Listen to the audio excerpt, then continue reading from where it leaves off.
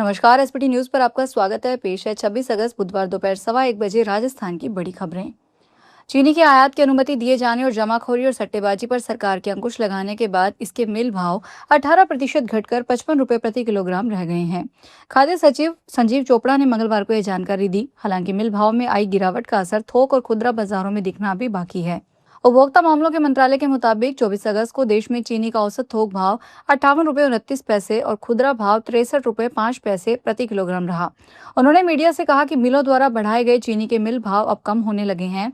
ये घटकर 55 रुपये प्रति किलोग्राम पर आ गए और आने वाले दिनों में इनमें और भी गिरावट आएगी।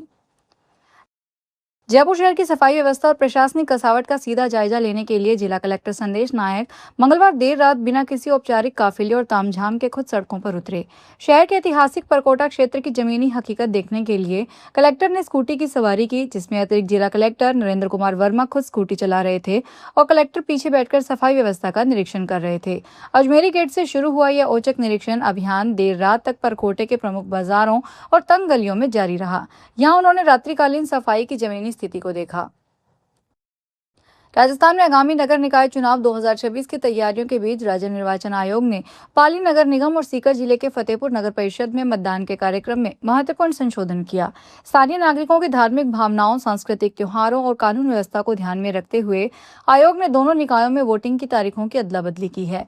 पाली नगर निगम में जैन समाज के पवित्र पर्युषण पर्व के कारण अब 9 सितंबर की जगह 11 सितंबर को मतदान करवाया जाएगा। वहीं फतेहपुर नगर परिषद में भाद्रपद अमावस्या पर कुलदेवी मंदिरों में जुटने वाली भारी भीड़ को देखते हुए मतदान 11 सितंबर की बजाय 9 सितंबर को संपन्न करवाया जाएगा। गृह मंत्री अमित शाह ने कहा कि यह देश कोई धर्मशाला नहीं, यहाँ रहने का अधिकार केवल नागरिकों को है। घुसपैठिए देश की सुरक्षा, अर्थव्यवस्था और जनसांख्यिकीय बदलाव के लिए खतरा है। हमारा लक्ष्य देश को इन घुसपैठियों से मुक्त करना है। शाह ने इंटेलिजेंस ब्यूरो को नेशनल सिक्योरिटी स्ट्रेटेजीज कॉन्फ्रेंस में कहा कि उन्होंने पिछले 8 महीनों में सभी बॉर्डर स्टेट का दौरा किया है। उन्होंने इन राज्यों के साथ सीमा सुरक्षा की रणनीति से जुड़ा दस्तावेज भी साझा किया। भराव क्षेत्र में तेज बारिश के बाद बीसलपुर बांध में एक बार फिर पानी की आवक बढ़ गई है। बुधवार सुबह 6 बजे तक बांध में 4 सेंटीमीटर पानी आया। बांध की भराव क्षमता 315 आरएल मीटर है, जबकि आज सुबह जलस्तर 314.09 आरएल मीटर पहुंच गया। अभी त्रिवेणी का गेज 240 मीटर है। इसमें बांध में पानी की आवक लगातार बनी हुई है। ऐसे में आने वाले दिनों में जलस्तर और बढ़ने की उम्मीद है। बीसलपुर में दोबारा पानी बढ़ने से बांध के पूरी तरह भरने की उम्मीद एक बार फिर बनी हुई है। लोगों को उम्मीद है कि बारिश का दौर अभी जारी रहेगा। अगर भराव क्षेत्र में अच्छी बारिश होती है तो बांध में पानी की आवक और बढ़ सकती है और यह भर सकता है। लुधियाना और माछीवाड़ा साहिब के 3 युवक अपराध, अपहरण या बंधक बनाए जाने के कारण लापता नहीं हुए थे। पुलिस जांच में सामने आया कि वे online battle game free fire की दीवानगी और परिजनों की डांट से बचने के लिए चुपचाप घर से निकल गए थे। तीनों युवक मोबाइल फोन बंद कर राजस्थान के सीकर पहुंच गए थे। वे ऑनलाइन गेम के जरिए बने दोस्तों से मिलने की योजना बनाकर घर से निकले थे। उनके अचानक गायब होने से परिवारों में हड़कंप मच गया। जयपुर में मौसमी बीमारियों के बढ़ते प्रकोप के बीच कृषि मंत्री डॉक्टर किरोड़ीलाल मीणा भी स्वाइन फ्लू की चपेट में आ गए हैं। स्वाइन फ्लू की जांच रिपोर्ट पॉजिटिव आने के बाद उन्हें जयपुर के एसएमएस अस्पताल लाया गया। जानकारी के मुताबिक किरोड़ीलाल मीणा को आईसीयू में भर्ती करवाया गया है। डॉक्टरों की टीम उनकी निगरानी कर रही है। जयपुर के विद्याधर नगर इलाके में बुधवार देर रात साड़ी की दुकान में भीषण आग लगने से हड़कंप मच गया। आग इतनी भयानक थी कि करीब 2 किलोमीटर दूर तक आग और धुआं दिखाई दिया। आग की सूचना मिलते ही दमकल और पुलिस की टीमें मौके पर पहुंची और राहत और बचाव कार्य शुरू किया। आग इतनी विकराल थी कि इसे बुझाने के लिए 7 दमकल की गाड़ियां मौके पर लगाई गई। दमकल कर्मियों ने करीब 5 घंटे की कड़ी मशक्कत के बाद आग पर काबू पाया। राजस्थान बोर्ड की परीक्षा में छात्र संख्या का दबाव बढ़ गया है। 2027 की 10वीं 12वीं की मुख्य परीक्षा में 20,40,000 परीक्षार्थी बैठेंगे। 350 नए स्कूलों की एंट्री का असर है। इसके चलते बोर्ड परीक्षा में इस बार करीब 40,000 अतिरिक्त विद्यार्थी जुड़े हैं। 10वीं में सबसे ज्यादा परीक्षार्थी हैं। अकेले माध्यमिक परीक्षा में 11 लाख से अधिक छात्र एग्जाम देंगे। 6500 से ज्यादा परीक्षा केंद्र बनाने की तैयारी है। बढ़ते परीक्षार्थियों के चलते बोर्ड की बड़ी कवायद है। पिछले साल से परीक्षा का आंकड़ा बढ़ा है। 2026 में 19,98,000 परीक्षार्थी थे, जो कि इस बार संख्या 20,40,000 पहुंच गई है। राजस्थान सरकार ने Neelkanth fertility and women care hospital private limited के खिलाफ सख्त कार्रवाई की है। यह कार्रवाई असिस्टेड रिप्रोडक्टिव टेक्नोलॉजी और सैरोगेसी सेवाओं से जुड़े नियमों के शुरुआती तौर पर उल्लंघन पाए जाने के बाद की गई। अस्पताल के एआरटी क्लिनिक, एआरटी बैंक और सैरोगेसी क्लिनिक से जुड़े नो रजिस्ट्रेशन सर्टिफिकेट को तुरंत प्रभाव से और अगले आदेश तक सस्पेंड कर दिया गया। राजस्थान में चिकित्सा एवं स्वास्थ्य मंत्री गजेंद्र सिंह खींवसर ने कहा कि राज्य सरकार स्वास्थ्य सेवाएं देने में तय मानकों और कानूनी प्रावधानों का सख्ती से पालन सुनिश्चित कर रही है।